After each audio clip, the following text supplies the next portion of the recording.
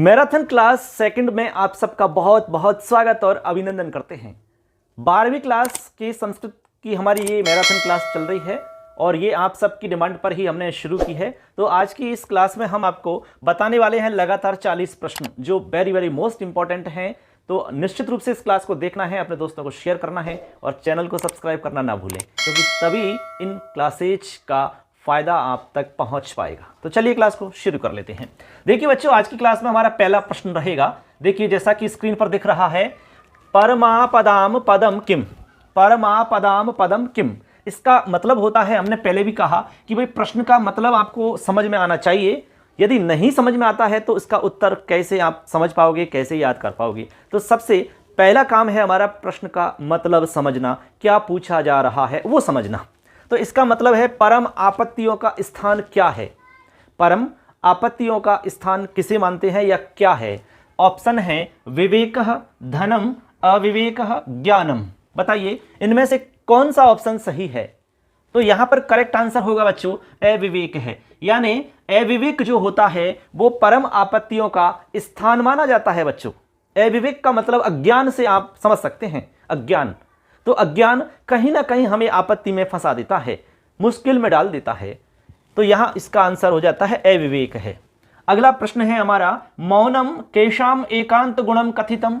मौन रहना मतलब चुप रहना, मौन रहना, साइलेंट मोड पर रहना, किनके लिए एकांत गुण कहा गया है। किनके लिए कहा गया है बताइए। ऑप्शन है विदुषाम, अपंडितानाम, छात्राणाम, पंडितानाम। बताओ किसके लिए कहा गया है। तो इसका सही आंसर होगा बच्चों अपंडितानाम। जो अपंडित लोग हैं, ठीक है ना, जो अपंडित लोग हैं उनके लिए कहा गया है कि मौन रहना ही उनका एक एकांत गुण के रूप में माना जाता है। सबसे बड़ा गुण है मौन रहना। जब तक व्यक्ति मौन है तब तक उसके बारे में कुछ कहा नहीं जा सकता कि ये किस तरह का व्यक्ति हो सकता है, किस तरह का इसका व्यक्तित्व हो सकता है, कुछ नहीं कहा जा सकता। जैसे ही वो बोलता है सब कुछ सामने स्पष्ट हो जाता है कि ये किस व्यक्तित्व का व्यक्ति है, किस तरह का व्यक्ति है। तो यहां पर अपंडितों के लिए मौन रहना एकांत गुण कहा गया है, विशेष रूप से कहां पर, विद्वानों के समाज में, ठीक है ना। ऐसी अगला प्रश्न है बच्चों, पापात कह निवारयति। पापात कह निवारयति, पाप से कौन निवारण करता है, पाप से कौन हटाता है बताइए। तो ऑप्शन देखते हैं, सनमित्रम, शिक्षकः, मित्रम, आचार्यः। इसका सही जो जवाब होगा बच्चों वो है सनमित्रम। पापान निवारयति योजयते हिताय। ये आपने श्लोक पढ़ा होगा। यानी जो अच्छा मित्र होता है, जो सच्चा मित्र होता है, वह अपने दोस्त को पाप से दूर करता है, बुरे कामों से हटाता है और अच्छे कामों में उनको नियुक्त करता है, लगाता है। ये अगला प्रश्न है हमारा, सततम भूषणम किम। सतत आभूषण क्या है।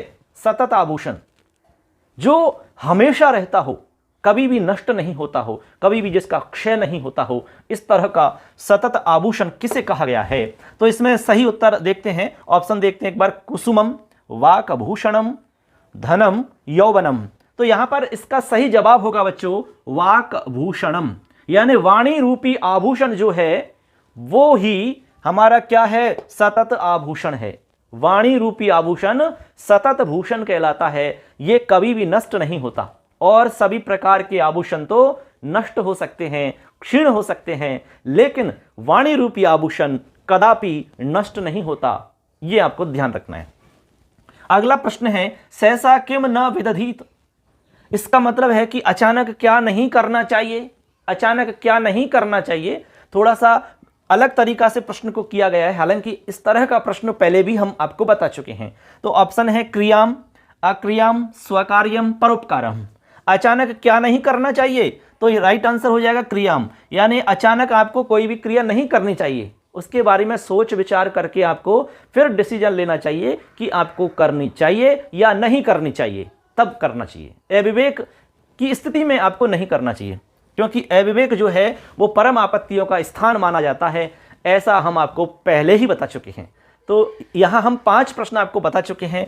आराम से आप इनको समझिए, देखिए, इनमें से पेपर में आपको जरूर मिलेंगे, कहीं ना कहीं घुमा फिरा करके इनमें से आपको निश्चित रूप से प्रश्न देखने को मिलेंगे बच्चों। अब देखिए अगला प्रश्न हम देखते हैं, 6 नंबर पे चलते हैं। चलिए इनको एक बार साफ कर देते हैं।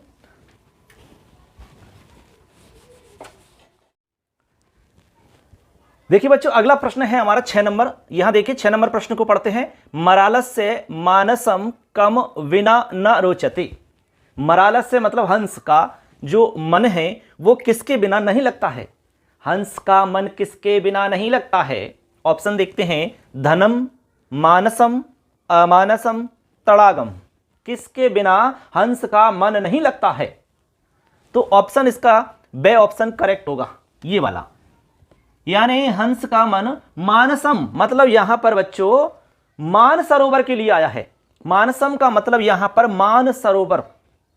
हालांकि हम जानते हैं कि नीरज राजतम जल तो सर्वत्र उपलब्ध होता है, सब जगह मिल सकता है, लेकिन जो हंस है उसका मन मान सरोवर में ही संतुष्ट होता है, वहीं पर उसको आनंदानुभूति होती है, अन्य कहीं नहीं। तो इसलिए आंसर हो जाएगा मानसम। अगला प्रश्न है हमारा 7 नंबर। कूप खननम कदा न उचितम। कुआं खोदना कब उचित नहीं है। कुआं खोदना, कूप खननम यानी कुआं खोदना कब उचित नहीं है। ऑप्शन है सर्वदा, प्रातः काले, प्रोद्दीप्ते भवने, रात्रि काले। बताइए इसका सही जवाब होगा से, ये वाला इसका सही जवाब है प्रोद्दीप्ते भवने कूप खननम। यानी प्रोद्दीप्ते भवने का मतलब होता है घर में आग लगने पर कुआं खोदने का कोई फायदा नहीं है। जैसे मान लो कि आपके घर में आग लग जाती है, उसके बाद में आग को बुझाने के लिए आप कुआं खोदेंगे, पानी निकलेगा, फिर आप आग को बुझाएंगे, क्या आग तब तक आपके लिए रुकी रहेगी? असंभव, ऐसा नहीं है, ठीक है ना। तब तक तो बुझाने के लिए कुछ बचेगा नहीं आपके पास। तो इसका मतलब है कि जब समस्या आपको दिख रही है निकट भविष्य में, तो उसका निराकरण पहले से ही आप मस्तिष्क में रखें, उसके बारे में पहले से ही आप सोच करके रखें कि आपको क्या करना होगा, ठीक है। ऐसा नहीं कि समस्या आ गई उसके बाद में फिर सोच रहे हैं, यही इसका तात्पर्य होगा। तो ऑप्शन ये वाला सही हो जाएगा। अगला प्रश्न है हमारा, अहो असारोयम संसारः इदम कस्य कथनम। अरे यह संसार तो असार है, यह कथन किसका है, यह कथन किसका है। ऑप्शन देखते हैं, राज्ञः विक्रमस्य, रामस्य, कृष्णस्य, अर्जुनस्य। बताइए किसका ये कथन है। तो इसका सही जवाब होगा बच्चों पहला ऑप्शन, ये वाला, यानी कि राजा विक्रम का ये कथन है। राजा विक्रम सोचता है एक दिन कि यह संसार असार है, किसी का किसी क्षण का पता नहीं है, कब क्या हो जाए कुछ पता नहीं है। तब उनके दिमाग में ये विचार आया, तब उन्होंने कहा कि अहो असारो यम संसारः। तो ये किसका कथन है? राजा विक्रम का कथन है। विक्रमस्य औदार्यम पाठ चलता है ना, उसी में से है ये। अगला प्रश्न देखते हैं, प्रीति लक्षणम कतिविधम भवति। प्रीति के लक्षण कितने होते हैं। प्रीति मतलब प्रेम के लक्षण कितने होते हैं, ठीक है ना। ऑप्शन है षड्विधम, द्विविधम, पंचविधम, सप्तविधम। तो इसका सही जवाब होगा षड्विधम प्रीति लक्षणम, षड्विधम प्रीति लक्षणम, ठीक है ना। अगला प्रश्न है 10 नंबर, समुद्र कस्मै रत्न चतुष्टयम दास्यति। समुद्र ने किसके लिए 4 रत्न दिए। 4 रत्न समुद्र किसके लिए देता है। ब्राह्मणस्य कृते, विक्रमादित्याय, बालकाय, निर्धनाय। यानी समुद्र के पास बुलाने के लिए कौन जाता है? ब्राह्मण जाता है, ठीक है ना। फिर वह ब्राह्मण के लिए कहता है कि भाई मैं आपको 4 रत्न दे रहा हूं और आप इन 4 रत्नों को विक्रमादित्य के लिए दे देना, जिससे कि उनके काम आ जाएं, ठीक है ना। आवश्यकता के अनुसार वो उनका उपयोग कर सकते हैं। सभी के बारे में उन्होंने विशेषता बता दी कि किसकी क्या विशेषता है। तो इस तरह से उत्तर हो जाएगा विक्रमादित्याय, यानी राजा विक्रमादित्य के लिए समुद्र ने 4 रत्न दिए। किसके माध्यम से? ब्राह्मण के माध्यम से। ब्राह्मण को दिए थे, उन्होंने कहा कि भाई राजा विक्रम को दे देना जाकर के ऐसे। तो ये वाला हमारा करेक्ट आंसर हो जाएगा बच्चों। तो इस तरह से हमारे 10 प्रश्न हो जाते हैं। चलिए अगले प्रश्न पर चलते हैं, इनको तब तक साफ कर देते हैं।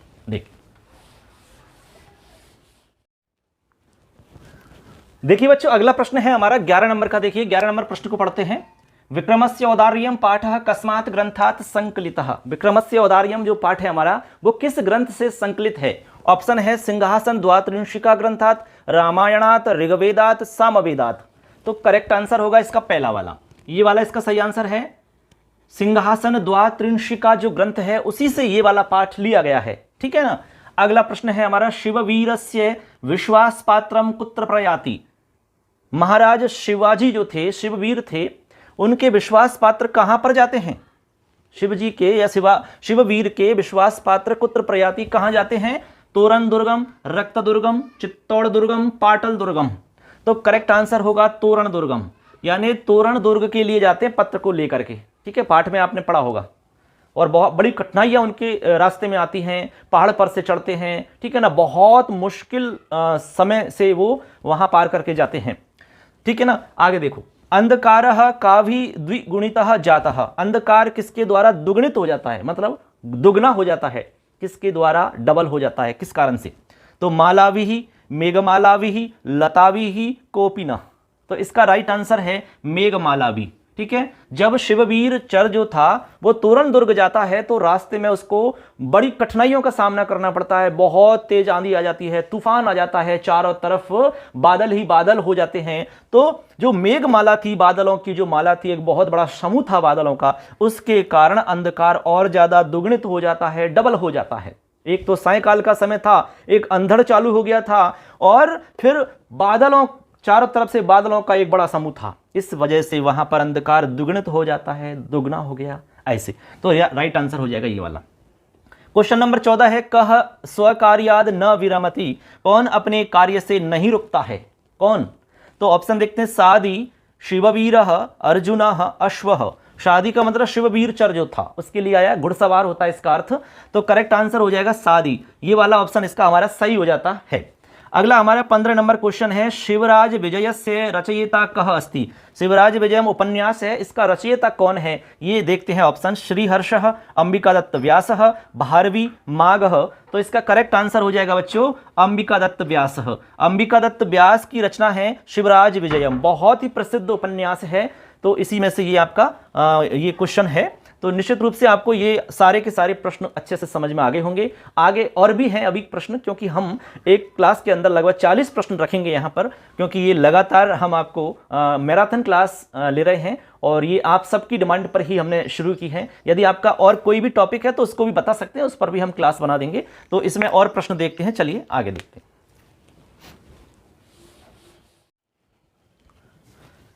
चलिए बच्चों, इससे पहले हमने 15 प्रश्न कंप्लीट करवा दिए हैं। अब देखते हैं 16 नंबर के प्रश्न को देखते हैं। 16 नंबर प्रश्न को पढ़ते हैं, कार्यम वा साधयेयम देहम वा पातयेयम इति पाठः कस्मात् ग्रंथात् संकलितः। बहुत ही अच्छा प्रश्न है, बहुत ही मोस्ट प्रश्न है कि कार्यम व साधयम, कार्य को सिद्ध करूंगा या अपने देह का त्याग कर दूंगा, यह पाठ किस ग्रंथ से संकलित है? ऑप्शन देखेंगे, शिवराज विजयम इति ग्रंथात्, रामायणात्, सामवेदात, हितोपदेशात। यहां कॉर्नर पे लिखा हुआ है हितोपदेशात। तो इसमें सही उत्तर जो होगा वो पहला ऑप्शन हमारा करेक्ट है, शिवराज विजयम इति ग्रंथात। यानी कि ये जो पाठ है आपका, ये शिवराज विजयम से लिया गया है। और शिवराज विजयम एक प्रसिद्ध उपन्यास है, किसने लिखा है? अंबिका दत्त व्यास जी ने। ठीक है ना, ऐसे। अगला प्रश्न देखते हैं, पत्र से लेखिका का आसीत। पत्र की लेखिका कौन थी? पत्र की लेखिका कौन थी? ये जो प्रश्न है आपका, ये कौन से पाठ से है आपको याद आ रहा होगा? श्री नायारा जो पाठ है आपका, उसी में से है ये। तो ऑप्शन देखते हैं, जानकी, सुश्री मेरी, गीता, महादेवी। तो इसका करेक्ट आंसर क्या है? यस, इसका सही आंसर होगा ये वाला, सुश्री मेरी। सुश्री मेरी ने लास्ट में पत्र लिखा। ठीक है ना, जो आपने पाठ पढ़ा होगा तो उसमें आपको ये अच्छे से याद होगा। अगला प्रश्न देखते हैं, श्री नायारः कुत्र गमनाय इच्छाम न प्रकटितवान। बताइए, श्री नायार ने कहाँ जाने के लिए कभी इच्छा प्रकट नहीं की? कहाँ पर जाने के लिए इच्छा प्रकट नहीं की? ऑप्शन देखते हैं, करौलीम प्रति, करौली के लिए, केरलम प्रति, जयपुरम प्रति, गुजरातम प्रति। तो इसका सही उत्तर होगा केरलम प्रति, यानी उसने कभी भी अपने राज्य केरल के प्रति जाने की इच्छा प्रकट नहीं की। किसने? श्री नायार ने। अगला प्रश्न है, अनुभूत विषया संप्रमोषः कह कथ्यते। बहुत सुंदर प्रश्न है आपका।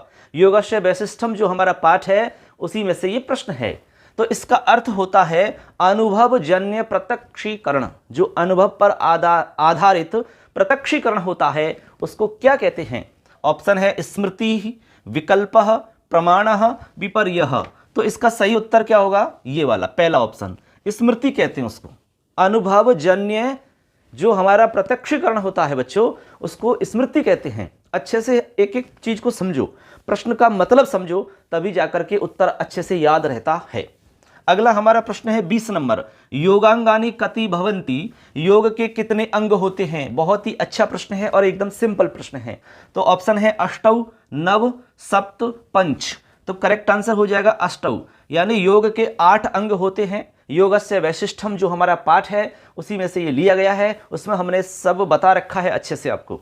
तो 20 प्रश्न हमारे हो जाते हैं। अब चलते हैं अगले प्रश्न की तरफ। तो इसको एक बार हम साफ कर देते हैं, फिर अगले प्रश्न को हम देखते हैं। चलिए देखते हैं बच्चों, अगले प्रश्न को देखते हैं। यहां पर हमारा क्वेश्चन है 21 नंबर। क्वेश्चन को पढ़ते हैं। देहबंधश्चित्तस्य का कथ्यते, देहबंधश्चित्तस्य का कथ्यते, योगस्य वैशिष्ठम जो हमारा पाठ है उसी में से ये प्रश्न है। तो सबसे पहले हमारे सामने जो समस्या आती है वो ये आती है कि भाई इस प्रश्न का अर्थ क्या है, ये प्रश्न का मतलब क्या है, तभी तो हम इसका उत्तर याद कर पाएंगे। तो इसका मतलब देखिए दोस्तों, इसका मतलब होता है देहबंधश्चित्तस्य का कथ्यते। इसको हम इस तरह समझेंगे कि शरीर के किसी भी भाग में चित्त को नियंत्रित करना, शरीर के किसी भी भाग में हमारे चित्त को, मतलब हमारे जो मन है या हमारा चित्त है उसको संयमित करना, ठीक है ना, क्या कहलाता है? ये हमारा प्रश्न है। ऑप्शन देखते हैं, समाधि ही, धारणा, साधना, अर्चना। तो इसका जो सही उत्तर होगा बच्चों वो होगा धारणा। यानी हमारा जो चित्त है उस चित्त को शरीर के किसी भी भाग में यदि हम संयमित कर पा रहे हैं तो उसका नाम धारणा है। क्या है? धारणा। अगला प्रश्न, कस्माद अनुत्तम सुख लाभ भवति, किससे अनुत्तम सुख लाभ की प्राप्ति होती है या सुख लाभ होता है? किससे होता है? संतोषाद, धनाद, ज्ञानात, ईश्वर प्रणिधानात।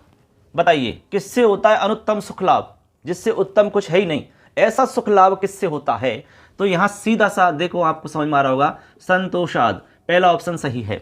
यानी संतोष से हमें अनुत्तम सुख लाभ की प्राप्ति होती है, तभी तो कहते हैं कि संतोषी परम सुखी, संतोषी व्यक्ति हमेशा सुखी होता है। ठीक है ना, ये आपको समझना है। अगला हमारा प्रश्न है 23 नंबर, चित्त वृत्ति निरोध कह कथ्यते, चित्त वृत्तियों का निरोध कर लेना क्या कहलाता है? मतलब चित्त की जो चंचलता होती है या चित्त की जो वृत्तियां होती हैं उनको नियंत्रित करना क्या होता है या क्या कहलाता है? ऑप्शन है कल्पः, प्रत्याहारः, योगः, प्राणायामः। बताइए सही आंसर क्या होगा? तो इसका करेक्ट आंसर हो जाएगा बच्चों योगः। ये एक प्रसिद्ध लाइन आपने देखी होगी, योगश्चित्त वृत्ति निरोधः। योग जो है वो क्या है? चित्त वृत्तियों का निरोध करना। यानी हमारे चित्त की जो चंचलता है, चित्त आपका एक जगह नहीं रहता है, कहीं कुछ सोच रहा होता है, कभी कहाँ घूम रहा होता है, कुछ ना कुछ सोचना विचारना सब कुछ चलता ही रहता है, इसका नियंत्रित नहीं रहता है। ठीक है, तो चित्त की जब हम वृत्तियों का नियंत्रण कर लेते हैं तो उसी का नाम योग है, योग। ठीक है ना, ऐसे। इसके बाद में अगला प्रश्न है 24 नंबर, वैर त्यागः का कथ्यते, वैर का त्याग कर देना क्या कहलाता है? वैर भाव का त्याग हो जाना क्या कहलाता है? स्मृति, अहिंसा, धारणा, आराधना। तो इसका सही उत्तर क्या होगा? यस, इसका सही उत्तर होगा अहिंसा। यानी आपस में वैर का त्याग जब हो जाता है तो उसी का नाम है बच्चों अहिंसा। क्या है? अहिंसा। अगला प्रश्न है 25 नंबर, अभाव प्रत्यालंबनावृत्ति का भवति, अभाव प्रत्यालंबनावृत्ति क्या होती है? तो सबसे पहले तो इसका मतलब समझ में आना चाहिए आपको, तभी तो उत्तर ढूंढ पाओगे। तो इसका अर्थ होता है बच्चों अभावजन्य ज्ञानाश्रित वृत्ति। अभावजन्य ज्ञानाश्रित वृत्ति क्या कहलाती है या क्या होती है? तो ऑप्शन है निद्रा, अहिंसा, स्मृति, धारणा। तो इसका जो सही उत्तर होगा बच्चों वो होगा निद्रा। यानी अभावजन्य ज्ञानाश्रित जो हमारी वृत्ति होती है उसी को निद्रा कहते हैं, यानी गहरी नींद में सोना, निद्रा। समझ गए निद्रा क्या होती है? तो इस तरह से हमने एक एक प्रश्न को अर्थ सहित समझाने का पूरा प्रयास किया है। उम्मीद करते हैं आपको बहुत अच्छे से समझ में आएगा और निश्चित रूप से आपके पेपर में इनमें से क्वेश्चन कहीं ना कहीं जरूर मिलेंगे बच्चों। बस आपको याद होने चाहिए, अच्छे से समझ में आना चाहिए। ठीक है ना। एक बच्चे ने ग्रामर के लिए भी कमेंट में किया, लिखा है कि सर हमें ग्रामर के प्रश्न भी बताएं। मैं जरूर बताऊंगा आपको, ग्रामर के भी बताऊंगा, संस्कृत साहित्य के भी बताऊंगा। अभी ये हमारे बुक्स के पाठ चल रहे हैं, उसके बाद में अगली क्लास जो हम रखेंगे उसमें साहित्य के प्रश्न रखेंगे, उसके बाद में हम ग्रामर के जो टॉपिक है उससे रिलेटेड प्रश्न रखेंगे, और भी यदि कोई इंपॉर्टेंट होगा तो वो भी मैं आपको बताऊंगा। तो अभी इसमें हम 25 प्रश्न बता चुके हैं, आगे हम आपको और भी प्रश्न बताएंगे, क्योंकि टोटल हम 40 प्रश्न यहाँ पर करेंगे आपको, मोस्ट जो हैं वो। तो इनको आप देख लीजिए, अच्छे से नोट कर सकते हैं। अब हम चलते हैं अगले प्रश्न की तरफ। चलिए इनको साफ कर देते हैं। चलिए बच्चों अगले प्रश्न पर चलते हैं। अगला प्रश्न है हमारा 26 यानी 26 नंबर का। प्रश्न को पढ़ते हैं। देखिए, योगस्य वैशिष्ट्यम अस्य पाठस्य आधार ग्रंथः क। बिल्कुल जो मोस्ट प्रश्न है उन्हीं को हम यहां पर रख रहे हैं। कह रहे हैं कि योगस्य वैशिष्ट्यम जो पाठ है हमारा, इस पाठ का आधार ग्रंथ क्या है, कहां से इस पाठ को लिया है, आधार क्या है इस पाठ का। महाभाष्यम, योगसूत्रम, वार्तिकम, भट्टिकाव्यम। बताओ सही उत्तर क्या होगा। Yes correct. तो इसका सही उत्तर बिल्कुल सही है ये वाला, यानी कि योगसूत्रम, ठीक है, जो कि पतंजलि जी का ग्रंथ है, इसी से ये लिया गया है, यही इसका आधार ग्रंथ है। ठीक है, याद रखना है। अगला प्रश्न है, इसी पर आधारित बना दिया है, योग सूत्रम इति ग्रंथस्य लेखक का। योग सूत्रम जो ग्रंथ है उसका लेखक कौन है। तो सही उत्तर क्या होगा, ऑप्शन देखते हैं, पाणिनि ही, पतंजलि ही, कात्यायन, वररुचि ही। तो सही उत्तर होगा पतंजलि, यानी योग सूत्रम किसका ग्रंथ है, पतंजलि जी का ग्रंथ है। पतंजलि जी का एक बहुत प्रसिद्ध ग्रंथ और भी है व्याकरण के अंदर, वो क्या है, महाभाष्यम। संस्कृत व्याकरण में 3 मुनि माने जाते हैं, पाणिनि, पतंजलि, कात्यायन। ठीक है ना। पाणिनि जी की तो अष्टाध्यायी है, पतंजलि जी ने महाभाष्य लिखा है, और हमारे जो कात्यायन जी हैं, ठीक है, उन्होंने क्या लिखा है, वार्तिकम। ठीक है ना। इस तरह से आप 3 मुनियों के नाम याद रखना, तो उत्तर हो जाएगा पतंजलि। अगला है 28 नंबर प्रश्न, केन अभक्ष प्रतिषेधो गम्यते। किससे अभक्ष प्रतिषेध जाना जाता है, या अभक्ष प्रतिषेध का पता चलता है। ऑप्शन देखते हैं, नियमेन, भक्ष नियमेन, खाद्य नियमेन, सामान्य नियमेन। तो इसका सही उत्तर होगा बच्चों ये वाला, भक्ष नियमेन, यानी भक्ष नियम से हमें अभक्ष का पता चल जाता है। यानी भक्ष नियम से कैसे पता चलता है अभक्ष का, ऐसे लगता है कि जैसे जो चीजें खाने योग्य हैं, ठीक है ना, उसके अलावा जो बच जाती हैं वो अभक्ष हैं, यानी वो नहीं खा सकते उनको हम, वो खाने योग्य नहीं है, इस तरीका से। तो भक्ष का जब नियम बना लोगे तो अभक्ष का पता चल जाएगा, ऐसे इसका मतलब है। तो किससे अभक्ष प्रतिषेध का पता चलता है, भक्ष नियम से। भक्ष के नियम से हमें अभक्ष प्रतिषेध का पता चल रहा है यहां पर। जैसे आप जंगल या वनों में रहने वाले सूअर को खा सकते हैं, बहुत सारे लोग उसका मांस खाते होंगे, लेकिन यहां ये तो हो गया भक्ष का नियम, लेकिन इसका मतलब ये हुआ कि जो गांव में रहता है सूअर, ठीक है ना, गांव या शहर में जो पाए जाते हैं उनको आप नहीं खा सकते। ये अभक्ष प्रतिषेध का पता चल रहा है अपने आप यहां से। भक्ष नियम हमने देख लिया कि भाई जंगल में या वन में रहने वाले को हम मांस को लोग खा सकते हैं, तो यहां पर भक्ष नियम से हम अभक्ष का पता चला रहे हैं, इस तरह से समझना है। अगला है गरीयान कह। गरीयान कह, गरीयान का मतलब क्या होता है बच्चों, सबसे अधिक विस्तार से क्या है, सबसे अधिक विस्तार से क्या है। ऑप्शन है अपशब्दोपदेशः, शब्दोपदेशः, लघु शब्दोपदेशः, व्याकरणोपदेशः। तो इसका उत्तर जो है वो ये पहला ऑप्शन है, अपशब्दोपदेशः, अपशब्दों का उपदेश। देखो जब आपने ये पाठ पढ़ा होगा, ठीक है ना, लास्ट वाला, तो उसमें 2 उपाय हमारे सामने आए थे, एक तो शब्दोपदेश, दूसरा आया था अपशब्दोपदेश। तो इसमें कहा जाए कि भाई शब्दोपदेश तो लघु होता है और अपशब्दोपदेश गरीयान होता है, मतलब बहुत अधिक विस्तार से होता है, क्योंकि एक एक शब्द के अनेक अपभ्रंश शब्द होते हैं इसलिए।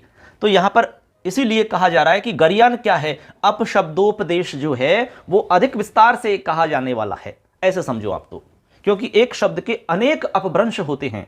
अब एक शब्द को पढ़ लो आप, ठीक है ना, एक तो एक शब्द को पढ़ लिया, एक उसके 4 5 6 एक ही शब्द के अपभ्रंश हैं। तो ऐसे आप जैसे 10 शब्द पढ़ोगे तो केवल 10 शब्द पढ़ने, आपको शब्दों का उपदेश करोगे तो, और अपशब्दों का उपदेश करोगे तो एक शब्द के मान लो हम 4 अपशब्द मानते हैं, तो 10 के 40 हो गई, तो आपको 40 शब्द पढ़ने पड़ेंगे यदि अपशब्दों का उपदेश करोगे तो, ठीक है ना।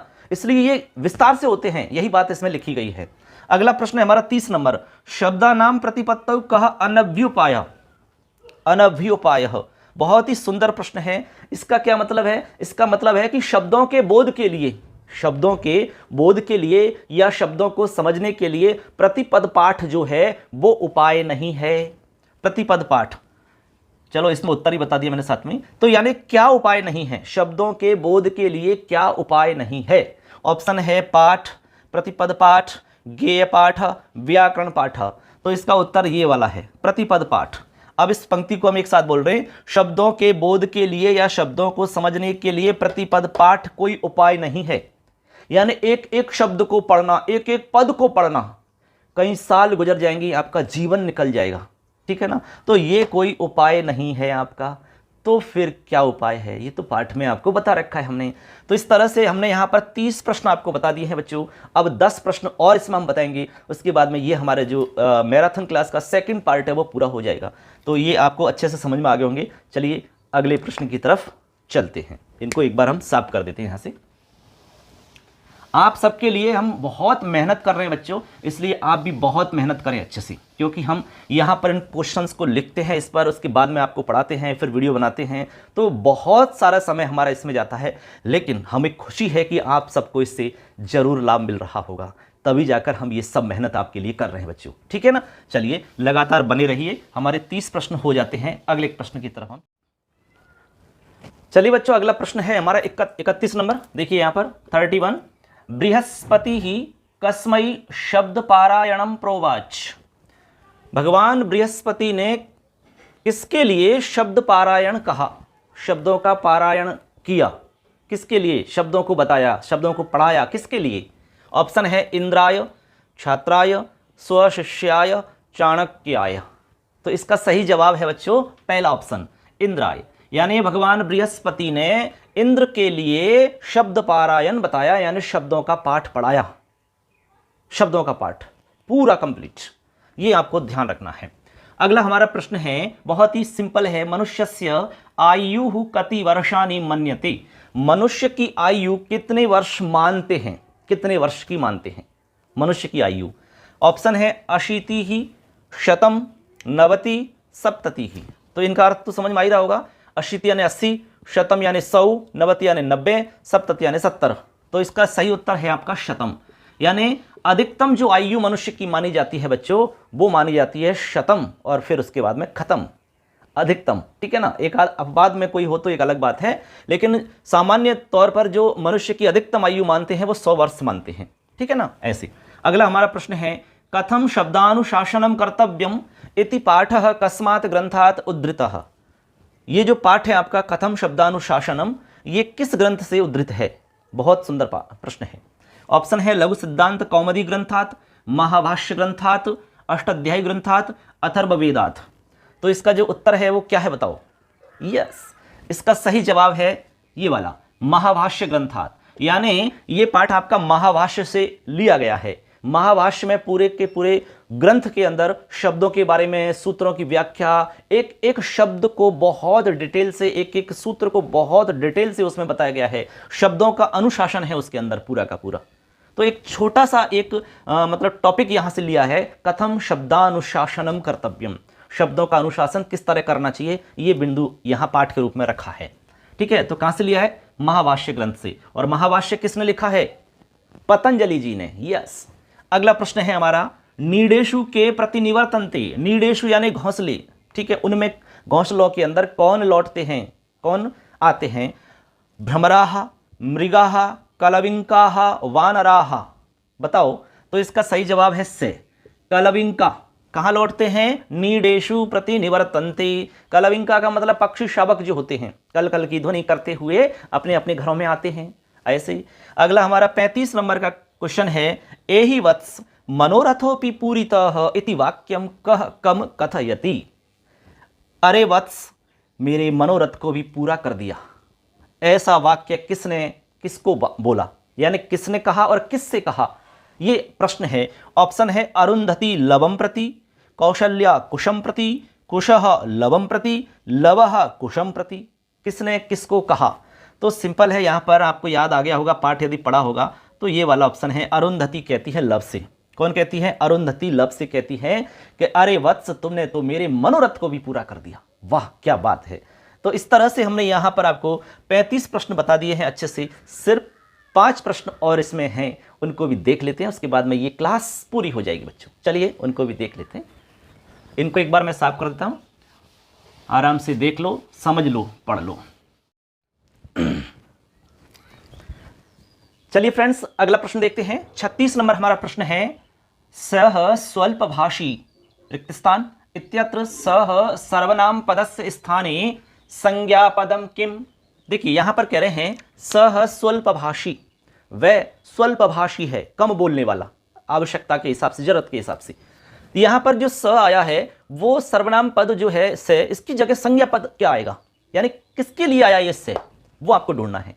वह स्वल्पभाषी है, यानी कौन स्वल्पभाषी है, से को हटा के यहां पर किसका नाम आएगा, वही उत्तर होगा। श्रीनायारः, स्वर्णकारः, सचिवः, प्रधानः। तो इसका सही उत्तर पहला ऑप्शन है, श्रीनायार। जब आपने श्रीनायार पाठ पढ़ा होगा तो ये आपको याद होगा। श्रीनायार जो था वह बेचारा स्वल्पभाषी व्यक्ति था, तो यहां स को हटा के हम स्वल्प लिखेंगे, श्रीनायार स्वल्पभाषी, ऐसे उत्तर हो जाएगा श्रीनायार। ठीक है, अब श्रीनायार को हटा के हम लिखेंगे यहां पर सर्वनाम पद, तो हम लिखेंगे सह स्वल्पभाषी, इस तरह से। जैसे हमने कहा कि रामः गच्छति, अब राम शब्द संज्ञा पद है, इसको हटा के हम सर्वनाम का प्रयोग करेंगे तो हम लिखेंगे सह गच्छति, वह जाता है। अब से को हटा के हम कहें कि भाई से जो हमारा सर्वनाम पद हमने इसमें लिखा है उसको हटा दो और संज्ञा पद लिख दो, तो हम राम का नाम लिख देंगे, फिर रामः गच्छति, फिर राम को हटाओ, फिर संज्ञा सर्वनाम लिख दो, सह गच्छति। बात समझ में आई? सर्वनाम और संज्ञा का कैसे प्रयोग करते हैं, यही तरीका है। ठीक है, आगे है क्वेश्चन हमारा 37 नंबर, लवः देहबंधेन स्वरेण च कम अनुसरति। जो लब था वो शरीर बंधन से भी, यानी शरीर जिस तरह का था उसका, जिस तरह का वो उसकी बनावट थी शरीर की, जिस तरह का सौंदर्य था, और जो स्वर था उस स्वर के हिसाब से किसका अनुसरण करता है, शरीर बंधन और स्वर से किसका अनुसरण करता है, लक्ष्मणम, रामभद्रम, कुशम, लवम।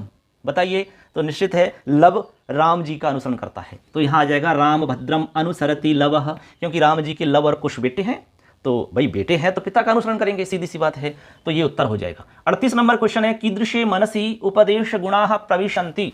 किस तरह के मन में उपदेश रूपी गुण प्रवेश करते हैं, उनकी एंट्री हो जाती है। कैसे मन में, कैसा मन चाहिए, तो ऑप्शन है मलिने, अपगत मले, दूषिते, विकटे। कौन से मन में उपदेश रूपी गुण आराम से प्रवेश कर जाते हैं, तो सही उत्तर है बच्चों अपगत मले ही मनसी, अपगत मले ही मनसी उपदेश गुणा प्रविशन्ति। अपगत मल का मतलब होता है जिसमें से मतलब मल हट गया हो, ठीक है ना, बिल्कुल स्वच्छ मन, साफ सुथरा जो मन होता है उसको कहते हैं अपगत मले, अपगत मल। ठीक है, जिसमें से मल दूर हो गया है, जिसकी मलिनता हट गई है, ऐसा मन हमारा बिल्कुल साफ और स्वच्छ मन, ऐसे मन में उपदेश रूपी गुण सीधे प्रवेश कर जाते हैं, ये इसका मतलब है।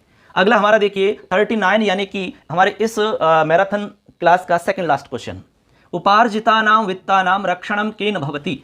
उपार्जित जो हमारा धन है उसकी रक्षा किससे होती है, आपने बहुत सारा पैसा कमा लिया, उसकी रक्षा कैसे होगी, त्यागेन, पराक्रमेण, लोभेन, उपभोगेन, किससे होगी बताइए, तो यहां सही उत्तर है इसका त्यागेन, यानी त्याग से ही उपार्जित धन की रक्षा होती है, इसलिए इसका त्याग करें आप, त्याग से ही उपार्जित धन की रक्षा होती है।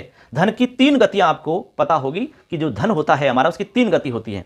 ठीक है, क्या क्या होती है, देखो वित्त की 3 गति होती है, या तो उसका आप भोग करो या उसका दान दो, और या तो आपने देखो या तो भोग कर लीजिए उसका या फिर दान दे दीजिए।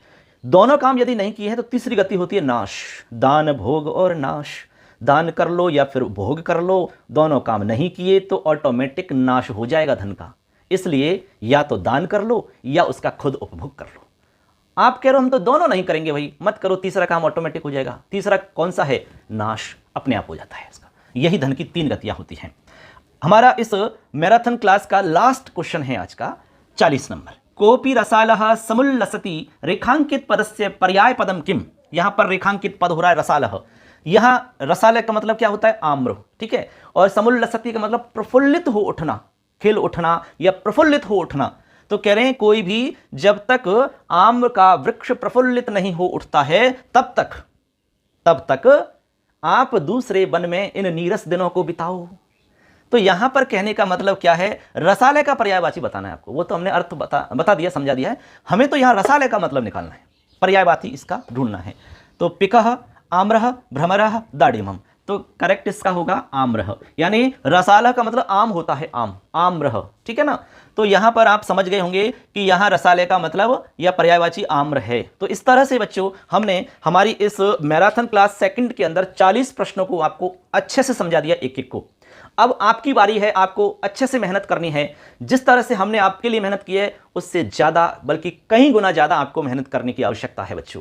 अब आप देख ही रहे होंगे यहाँ पर, ये हमारा छोटा सा बोर्ड है आपके लिए। इसमें हम क्वेश्चन लिखते हैं, 5-5 प्रश्न इसमें आते हैं। उसके बाद में उनकी रिकॉर्डिंग करते हैं, फिर उनको मिटाते हैं। उसके बाद में फिर दोबारा से लिखते हैं, फिर उनकी रिकॉर्डिंग करते हैं, फिर लिखते हैं, फिर रिकॉर्डिंग करते हैं, और फिर सबको मिला करके एक बड़ी क्लास बन जाती है। तो आप सबके लिए जो मेहनत हम कर रहे हैं उसका रिजल्ट बहुत अच्छा होना चाहिए। आप बहुत अच्छे से मेहनत करिए, आप बिल्कुल ईमानदारी से मेहनत करिए, समय को खराब ना करें बच्चों, क्योंकि जो समय को बर्बाद करता है समय उसको निश्चित रूप से बर्बाद कर देता है, तहस-नहस कर देता है। इसलिए समय का सम्मान करें और अच्छे से तैयारी करें। दोस्तों, सुंदर सी पंक्तियों के साथ आप सबके लिए शुभकामना देना चाहेंगे कि खिलते रहो गुलाब की तरह, हर गम से रहो आजाद, दुखों का करना पड़े ना तुम्हें सामना। यही है हमारी शुभकामना, यही है हमारी शुभकामना। सभी बच्चों के लिए बेस्ट ऑफ लक, अच्छे से तैयारी करें। फिर मिलेंगे अगली क्लास में। धन्यवाद। जय हिंद, जय तु भारतम, जय तु संस्कृत।